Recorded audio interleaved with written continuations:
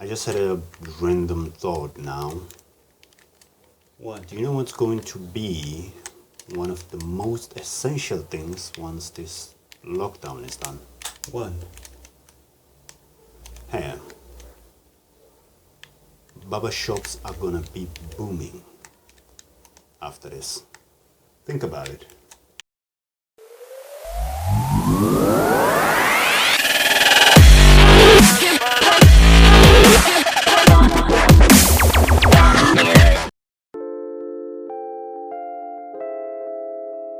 Let's jump straight into this tutorial. I'm going to be playing you guys the original audio file. It has been recorded using an external mic that has been plugged into the camera, just to hear how it sounds, starting right about now. Hi, my name is Alex.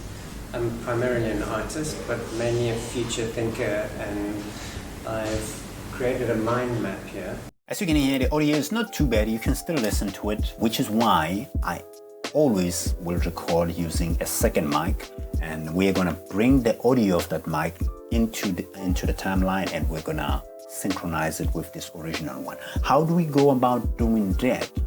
It's really easy. What I'm gonna do is just drag that audio file from the panel here onto my timeline.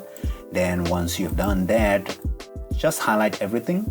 The quickest way you can also do that is press Ctrl A onto your keyboard if you're on Windows, and highlight all the clips. Then right click onto the clips and look for what says synchronize. Where it says synchronize, look for that, hit that, then select OK. Let Premiere Pro process those files. You don't need to hold your breath or cross your fingers for this one. It should be done in a matter of seconds. Your clip will make a shift, or it will make a jump to the exact location where there's a match.